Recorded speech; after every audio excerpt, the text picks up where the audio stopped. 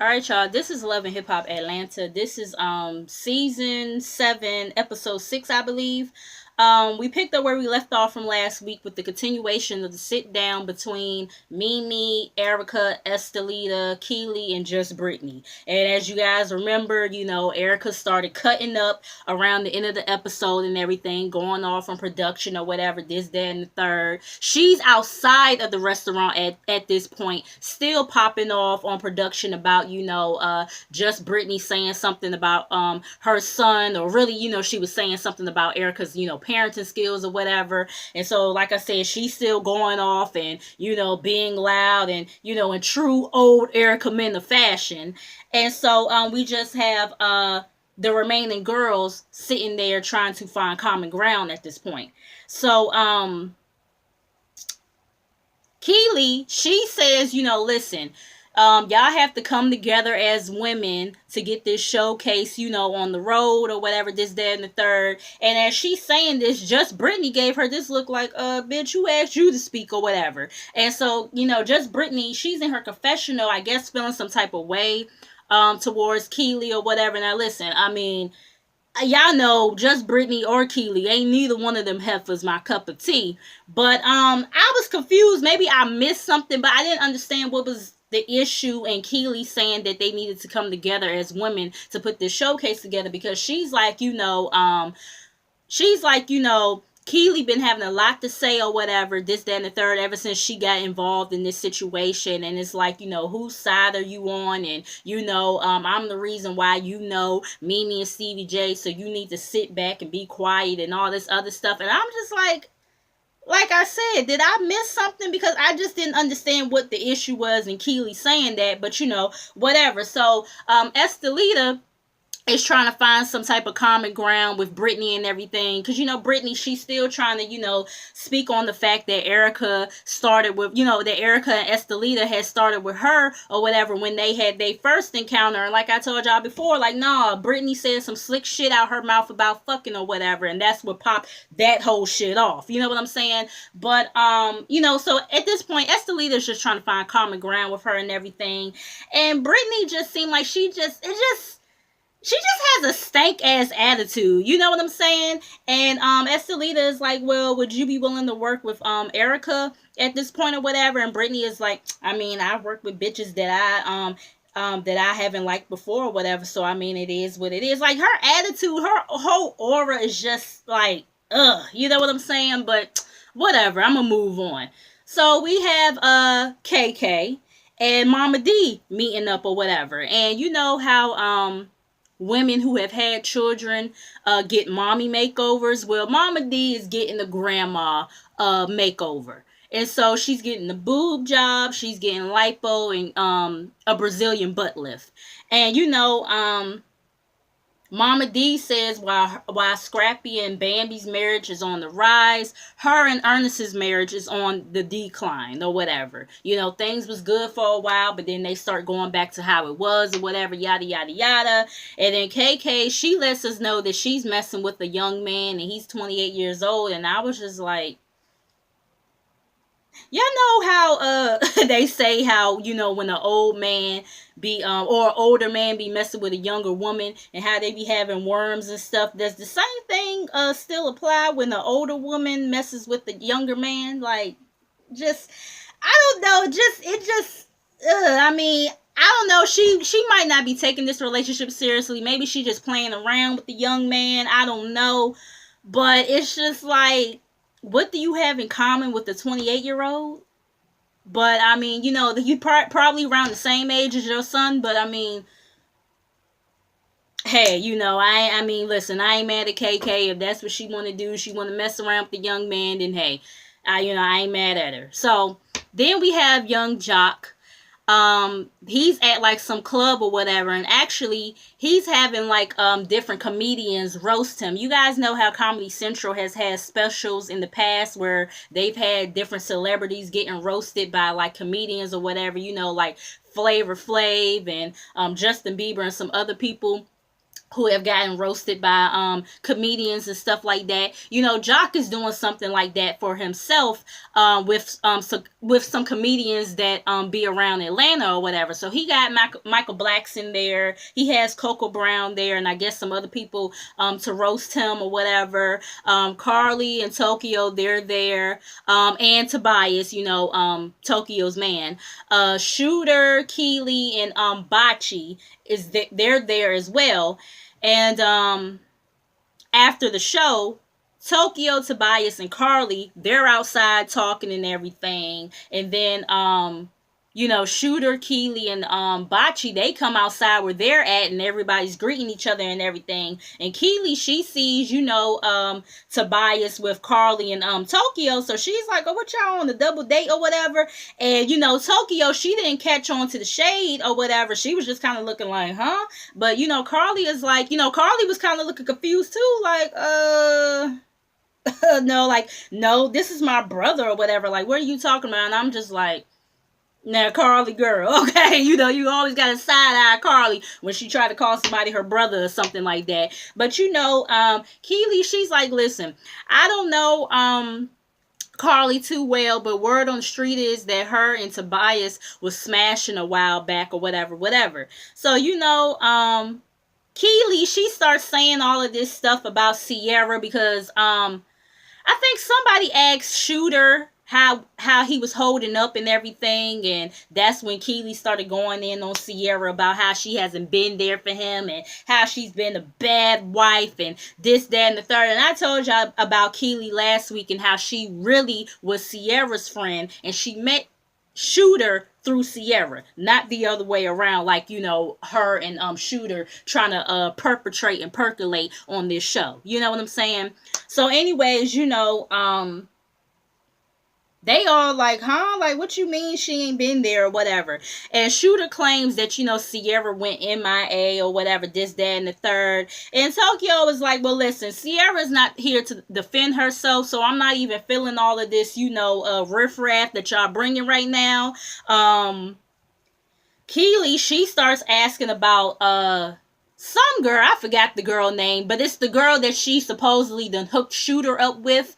And, you know, they like, who the fuck is that? You know what I'm saying? And,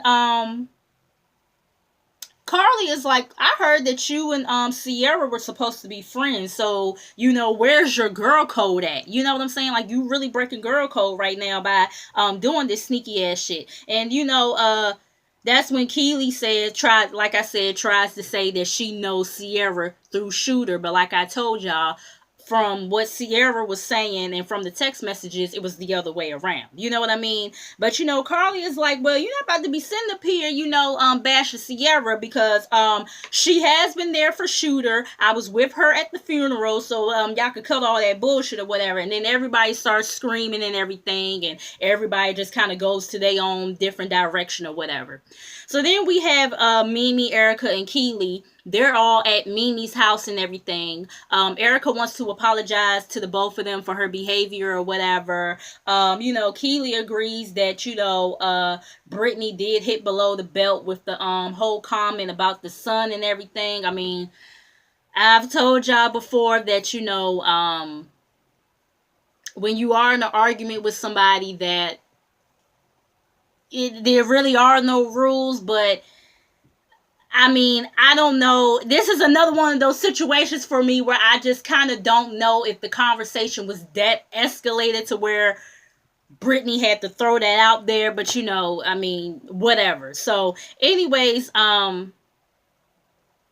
Keely, she's like, well, listen, I think what the tension is and what the situation is or whatever is that, you know, after you and Stevie broke the news that, you know, Stevie might be going to prison, you know, there was like this type of weird vibe and aggression with Brittany or whatever. You know what I'm saying? And Mimi is like, yeah, you know, I felt that too or whatever.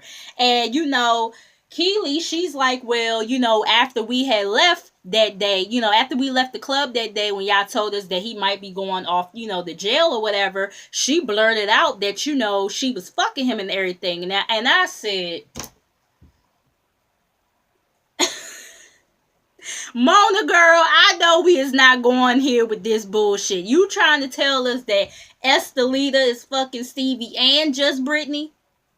Like, now, I mean, whether this shit is true or not, it's just not a good look, because people already think that Britney done fucked Rick Ross. You feel what I'm saying? So now to put this narrative out here that she done, fuck Stevie J or whatever, it's just like, I mean, come the hell on. You know what I mean? So anyways, Mimi and Erica, they like, oh, so now we get it. You know what I'm saying? Because she probably feels some type of way.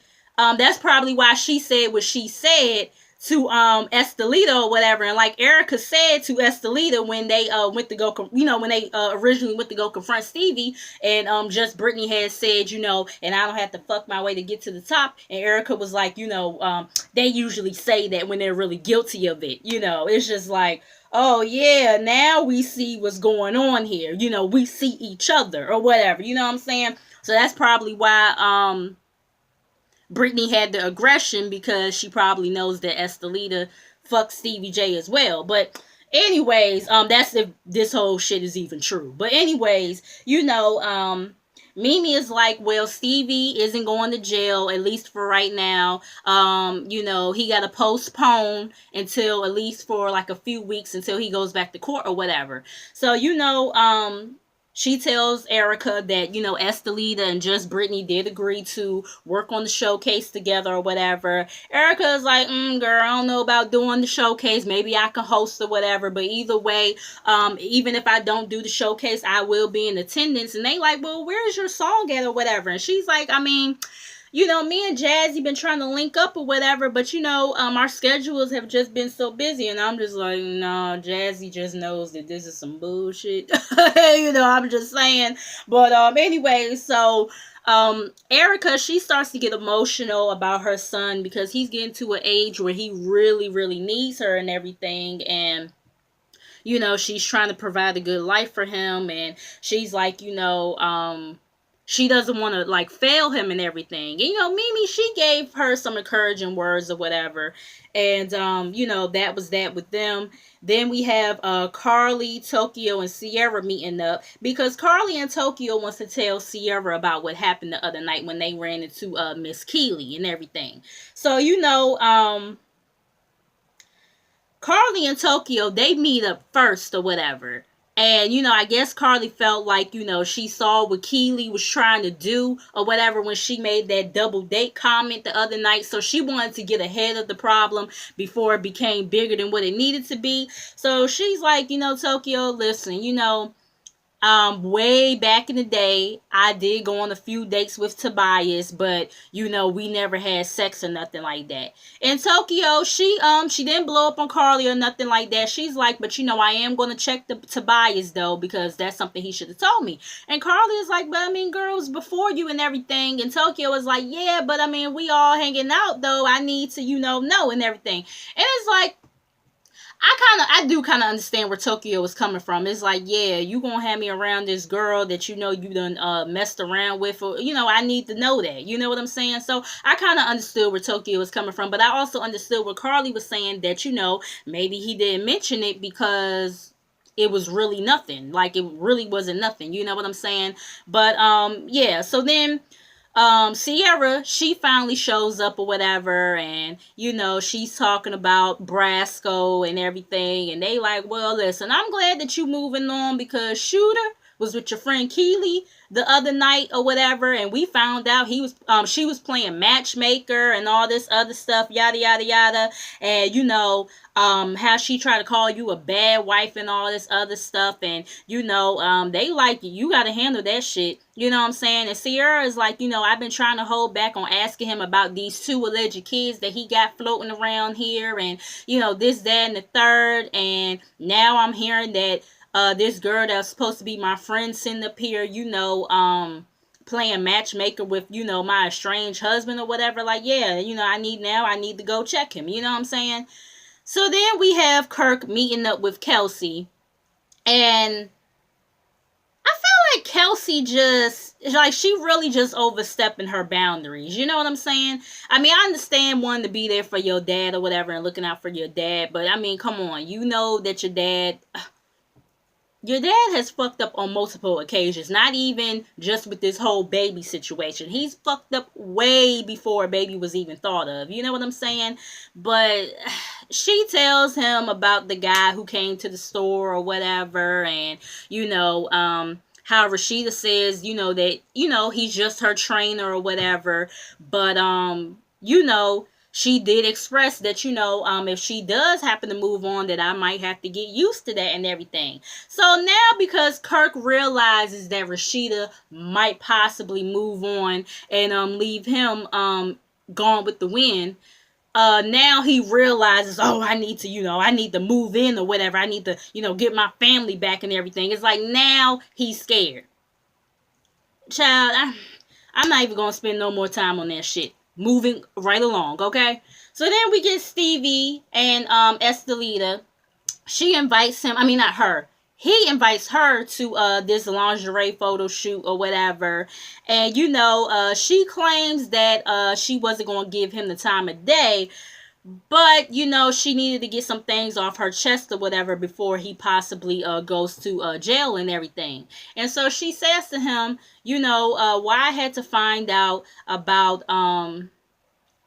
your court shit through Mimi and everything. You know what I'm saying? And he's like, well, I'm not going to jail, at least right now. They postponed my case or whatever. So, whatever. And she feels as though, listen, I gave you enough time for you to help with my career. And then I find out about your showcase and you got this Ronald McDonald bitch or whatever. And then Stevie is like, listen, baby, let's just, keep it all positive. He starts to work that Stevie J charm that used to work on Mimi and Jocelyn. And so Stevie is like, listen, you're my favorite.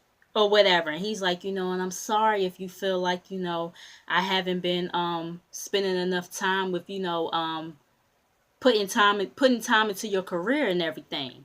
And, he wants her to be a part of the photo shoot with the other two ladies that he got in the photo shoot. And, she's like, well, about time. This is what I'm talking about. And I said, all it took was for a motherfucking photo shoot for you to, call him Poppy and all this other stuff and saying you're sorry for doubting him and then you kiss him. I said all it took was for a motherfucking photo shoot. Like, girl. And the fact that she called him Poppy, I said, now see, this is like deja vu because y'all know Jocelyn, she used to call him Daddy. You know what I'm saying? So I was just like, girl, I can't. You know what I mean? So then we have KK. She's meeting with the bail bond, what is it called? The bail bondsman named Jerry, the same guy who bailed Tommy out of jail a couple of times. She's meeting up with him because, she feels like she's getting the runaround from Scrap's lawyers about when he's supposed to be getting out and everything. And she needs an update because Jerry is the one who usually knows everything or whatever. He's like the second best thing. So, she says that Scrap has been saying that he could get out at any day now or whatever. And Jerry is like, okay, well, let me see if I can pull up a date for you or whatever as to when he might be getting out. And, he prints out a paper and he's like the earliest that they can look at him getting out of jail is 2019. And, of course, KK, she's just all in distress or whatever. And she's like, I'm confused because I call the parole board every day. And they probably sick or tired of me calling them. But they told me that, his case is under review. And that in 30 to 60 days that I'll have an answer or whatever. And, Jerry is like, well, girl, I'm just telling you what is showing up on the computer and on this paper and everything.